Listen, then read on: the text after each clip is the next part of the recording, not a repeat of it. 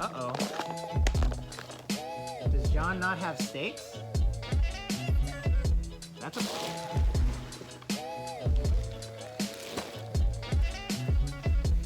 Oh! John forgot steaks.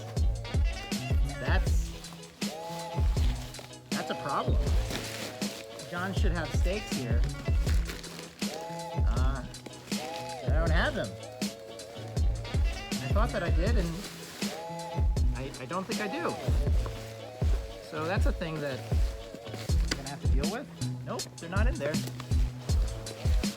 So I'm gonna text Owen right now to tell him that I need him to bring me some steaks, or we need to go to REI and buy some steaks. Which, you know, that's what happens when you don't plan.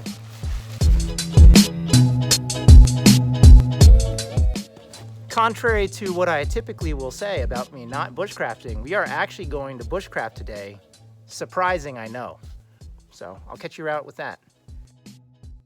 So hello everybody. Welcome to the John Forgot Yet Another Thing podcast cast. So I have to make steaks. One thing that I found was interesting is that there's oddly like not as much, you know, kind of thumb-sized twigs on the ground. It's mostly roots. In fact, this was just a root that I found kind of jutting out of the track. I think it sort of speaks to just how traveled this area is. People might wonder why I carry a knife all the time. And I do, you know, most hikers, most thru hikers will not carry anything like this, I don't think at all, because it's weight, right? But this is the Moria Companion. And I've carried this. I think it is the best knife for somebody who wants a light sort of camping tool knife that, you know, maybe we might need to use every once in a while. So this is a perfect example of why you might need a knife. The other reason you might need a knife is, well, I don't know that you might need to defend yourself or whatever, but I think it can be always helpful just to, as a like sense of security. I certainly don't know how to fight or anything like that, but I do think that knives are useful at the very least as sort of like very basic if you need to do something like this. Every once in a while there might be some camp tasks that demand a knife. Like I didn't want to saw, I don't have a saw, so I didn't want to saw any of the other things here. So I just found some twigs, and really all you need to do for a steak, it's probably one of the easiest things. You always want to make sure that you kind of go outside, go away from you when you kind of cut. But really you're just sharpening an end. And then you can put a little notch on the side, which I will try to do. No promises that I'm any good at this, but you want to roll in a little notch. And I'm going to do this on the table because I don't want to cut my finger off. You want to roll a notch in there. And then you can kind of go off to the side. Like that. So I got a little notch there. And just keep kind of hammering in, rolling in, and then you can roll a little notch there. Not that it's even really needed, to be honest. I mean, you just tie a piece of string around it, but you know, I'm trying to be fancy here, trying to be bushcraft fancy. So there, I have created a tiny notch in the wrong direction. So I'm going to do this in the other direction. That's probably the right one. So continuing the comedy of errors here. So rolling a little notch, not in that area because now it's a little structurally compromised here. And then I'm gonna just slowly get a little kind of just start cutting the material there. So this is why we're lazy bushcrafters, everybody, is that I never claim to be good. I never even claimed to be hardworking as a bushcrafter, but I know slightly more. So there you go. That's what it's supposed to look like, because that's when the notch kind of comes up there. I've got this other one here that I'm going to work on. It's a much bigger thing, so hopefully this will hold up. I'm worried that this will, if I pound this into the ground, it'll just kind of splinter because it doesn't feel very strong. But we'll see what happens.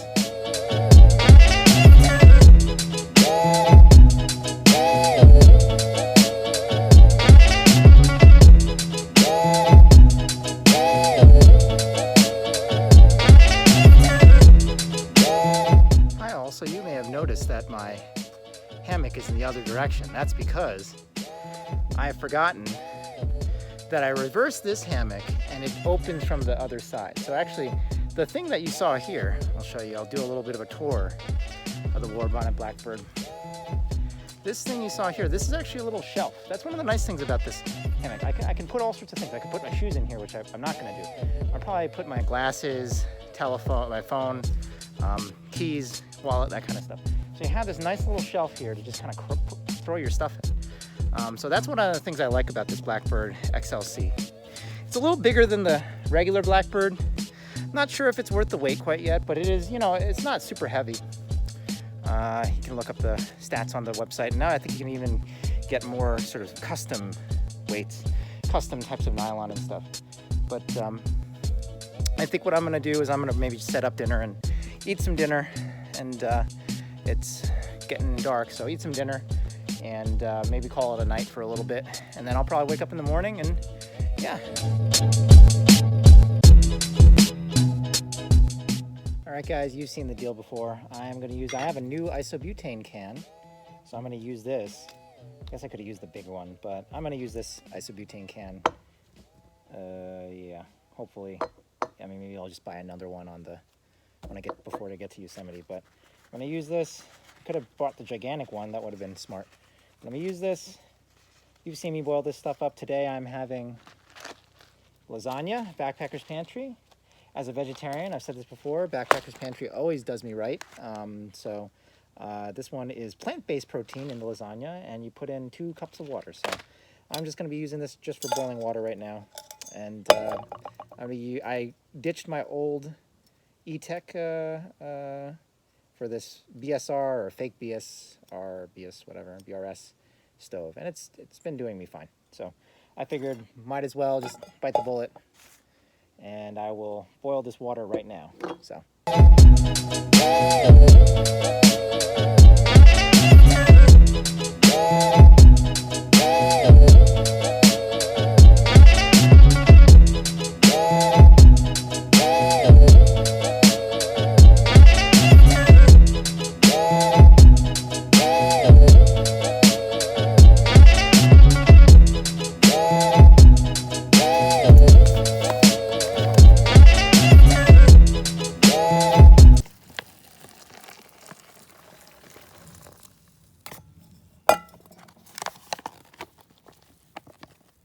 I'm just waiting for 15 minutes for my lasagna to heat up. Actually, I've had this one before. It's really good. Again, if you're a vegetarian, can't be vegan, but if you're a vegetarian, lacto vegetarian like myself, Backpacker's Pantry really seems to kind of do you right. You know, for whatever reason, Mountain House, which is like the most popular brand, they don't have a lot of vegetarian stuff, which is kind of surprising. You know, they're often pretty frequently seen in REI. So is Backpacker's Pantry, but REI, I imagine the Venn diagram of people who are vegetarians or vegans, and the Venn diagram of people who go to REI is not quite a circle, but you know, like there's got to be some sort of overlap over there. But I'm waiting for that Backpacker's Pantry. I remember that this tasted really good. It's what, like it's 340 times 2. That's 680 calories. So, you know, it's also just really just to get a hot meal. I have all this other trail mix kind of stuff that I'm gonna probably try to eat. If not, I'm at least just gonna cram it in the bear box. You know, I didn't bring toothpaste, so toothpaste and toothbrush, but I would put that in the bear box also. You know, I've got to figure out some sort of like management in terms of my figuring out my compression sack for my the stuff that I have that's made it a down. That's going to be really tough on Yosemite because I'm going to be carrying a couple other things. I'm going to be carrying thermals, and I'm also going to be carrying my down jacket. So I don't know what I'm going to do with that, but I got to find some way to kind of like make it all kind of fit on that backpack because it is an ultralight backpack, and that means that it's really not capable of carrying a ton of stuff comfortably. One thing that I did not do feature of that backpack is that I have like a leg length sleeping pad, which I don't think I'm gonna need tonight. But basically the pad that actually is supposed to support my back when I'm hiking, actually you can take it out and it unfolds out to be a leg length sleeping pad. So something nice little kind of like extra ultralight thing that they do for you, which I use as a hammock camper, will use as for my legs. But yeah, I mean, I'm just gonna be waiting, just waiting. I initially just did this video because I actually asked Siri to set me a timer for 15 minutes, which is what I always do.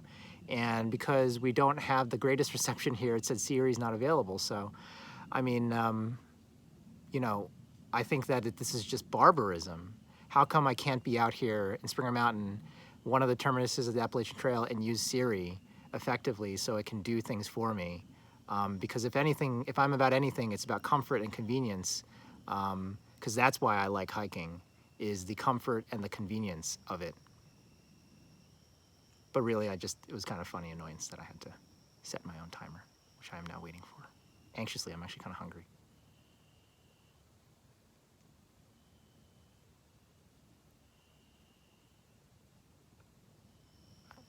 I want my food. All right. Man, it feels like I've been waiting forever.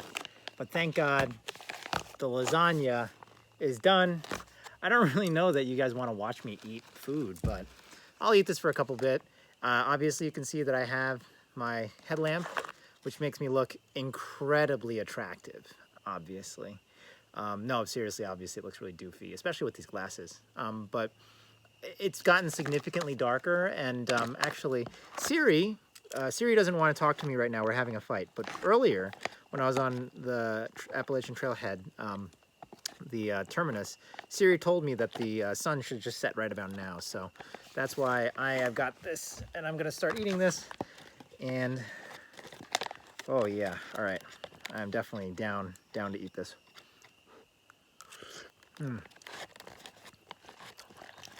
So, not everybody uses these prepackaged meals. They're good. If they actually taste good, they're definitely a good sort of morale boost. But not everybody does that. I've been exploring using more Knorr rice sides.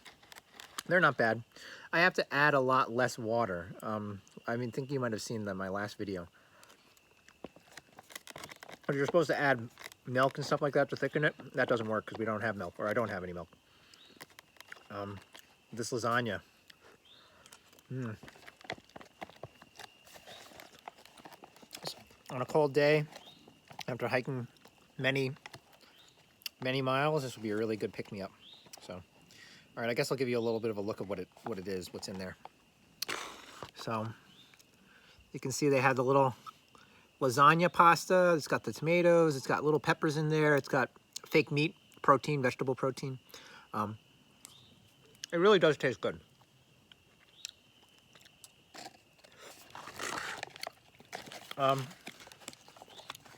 The Three Sisters stew is really good. There's a bunch of other ones I can't remember. There's some Southwestern ones that are really good. But man, I feel spoiled. I feel spoiled. I don't even deserve this. The other thing about these meals is that they can be pretty pricey, to be perfectly honest. I think mountain houses are like close to like $9, $10. These can go on sale, but they're roughly $8 to $9 as well, I think, maybe in the same range. The one that is high and above that is Good to Go meals. They give you less portion size, and they cost, I don't know, like $12 and up, $13 and up. but that is, they are the maker of one of our few S-tier items. Have you seen our tier list? That is the Good to Go, I think that's the name of it, Good to Go meals. Their herbed mushroom risotto. Risotto's so good that you could just eat it not on a trail and be satisfied. But then you'd be spending like $12, $13 on a meal that, you know, it could just get cooked fresh for you. Oh man, as I've said before, I've tried other brands. I've tried doing other things. I've tried bringing like mac and cheese and stuff, and just boiling so much water and then having to drain it. It was just such a pain in the butt. I tried Outdoor Herbivore, which I think if you're like a low sodium vegan, that probably would be good for you, but there was not enough sodium. There was not enough serving size. And everything wrong with it being vegan or anything like that, but just the flavor wasn't there. Sorry, Outdoor Herbivore. Maybe I hope I'm not being overly harsh, but that was my sort of review. In fact, it was such that I don't think I've actually taken Outdoor Herbivore on a camping trip, and I bought like I think 4 or 5 meals from them. This, oh look, maybe I'm just like some typical American who ate sloppy joes and pizza in the cafeteria as a kid. Well, that's kind of what this is. It's definitely not Chef Boyardee, because it's definitely like a step or two above that, but it's a good hearty meal. You know, what would I say this is? This is either a compliment for Backpacker's Pantry or an insult to Olive Garden. But I would say this is like Olive Garden level food. So you take that for whatever it is that you think that means. But again, Olive Garden level food. I mean, it's great. As you can see, there are no actual restaurants around here. So I might do one more sign off. I think I'll probably do a sign off as I'm in the hammock. So I'll at least do that. I have to get all this food into the bear box. I have to get this into the bear box. I have to get my utensil in the bear box. You know, you can't be too careful when there's black bear around, and apparently, you know, that is a thing around here. You know, I haven't seen black bear. I don't particularly care to, but certainly not while I'm sleeping. So that's why I've got all this stuff. And I guess maybe I will end up buying one of those bear bags, which, you know, they're really pretty light, so there's no problem carrying them. Not much added weight, especially for your safety. If you see us in Yosemite, we're going to have a bear canister or whatever, and those add an extra 2 pounds to your weight, which is always fun. But they require us to do it. I mean, obviously brown bear in over there on the West Coast is a much bigger concern, and so it's probably better just to kind of get that there. I don't know how I'm going to feel about that, but I think what I'll probably do is put it on my outside, or maybe stuff it in between the top of my roll top. It's not really roll top, but the top of my top of the thing, and I got my Mariposa, and then cram it in there just to kind of find a way to distribute the weight. So that's it for now. This is slowly turning into a seeing friends, meeting new people, and camping and hiking thing. So I don't know if you heard me just fart, but ain't no one else around here to hear that. Just the birds and the bees and the bugs, and you guys on YouTube now because I pointed it out. The fuck was that?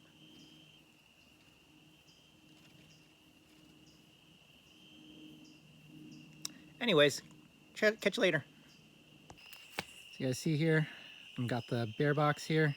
Just gonna throw my crap in it. I'm not that far away from the shelter, so I've got not enough hands for this, but I will catch you when I've thrown everything in there. And that's what it looks like with everything in there. Got my used lasagna in there, all my other food, which I don't need. But all that's there. I would also, like I said, put a toothbrush there. But that's it. And then all you do is you turn that to the side, put the latch there, and we're good. So, see? So, this is not a trash can. You probably can't see me. Well, if you can see me, here. There you go. I don't know if that's actually even helping me at all. But anyways, yeah, so the deal is that I am putting my used lasagna there just for the night. I'm not like throwing it in this trash. I'm going to pack it out. You know, remember they say there's these leave no trace principles. The only thing that I'm not willing to do as much right now is to pack out my toilet paper. But, you know, you try to be considerate. You can't, do not like just dump all sorts of stuff here and then like throw them all over the place. It's really, really shitty. So, you know, anything that you pack in, either you bring with you or, yeah, you try to your best to bring everything with you. Okay. Hi, everybody. Just hiked over to Springer Mountain for one last look. The setting sun. The sun's actually over that way, really. So you can't really see it that well, but it is very beautiful. I really think I am probably the only person here. In some ways that's really relieving, and in some ways it's a little creepy, you know? Apparently there are black bear around here, but like I said, black bear are typically they're pretty, you know, a little shy. So they're really just mostly looking for food. But other than that, I don't really know that there'd be anything else really kind of to worry about. Tripping on the trail on the way back. That's why I have the headlamp. Hello again, Lazy Bushcrafters. It's me, John. I'm just in my hammock right now. You can't really see it, but I'm in my hammock. Got my underquilt set up. Ugh. Guess I'm gonna take my glasses off. And I was just talking to Owen, really, about what we're gonna be doing on Yosemite. The Wookiee underquilt, or Yeti, Wookiee, whatever the 3/4 quilt is. I can't remember what the name was, but the 3/4 quilt seems to be doing okay. At first it was a little hot, but now it's just about right. It makes me wonder, it is technically supposed to be a 20-degree quilt. It makes me wonder what it would be like when we get to Yosemite, because it is supposed to be pretty hot there, or pretty cold there at night. So I hope that this quilt follows through, or kind of comes through for me, the underquilt. I also have extra insulation maybe I could use later, but we'll have to see that. But honestly, like, hammock camping really is a great experience. If you haven't ever done it, like, you should try it out. There is a lot of stuff required, but what I would do is, if you get a hammock, get a cheap hammock, cheap camping hammock, and go out on a very, very hot day, maybe like today, and see how you feel about it. You know, the biggest issue is the underdrafts issue and the rain issue, but if you pick your day, then it'll be comfortable like today, where there's not really many underdrafts or anything like that. And I'm not even really using my top quilt here. But this is probably going to be my last video for today, so I'll have to sign off. It's been a pretty good day. I'm hoping that my car will be able to survive the drive down. That's one big thing. I was talking to Owen. It's nice to get the chance to talk to him on the phone, honestly, because, yeah, I mean, like, it's a little, like I said, it's a little creepy being here all the way completely alone. I don't know what it is. Sometimes I guess just that fear, that irrational fear comes up. But, you know, modern technology is not a bad thing necessarily. So I can just sort of chat with him. I'm reviewing my videos, things along those lines. It's not even all that late. What time is it? It's like 9:30. So the moon, which I don't know if you could see. Oh no, it's being blocked. The moon is quite big. I don't know. I think it might be a full moon. But I'm gonna sign off for now. I've got my red lamp light here, and I'm gonna sign off. I'm probably gonna review some more videos, and I'm gonna probably talk to Owen for a little bit before I go to bed. All right, take care.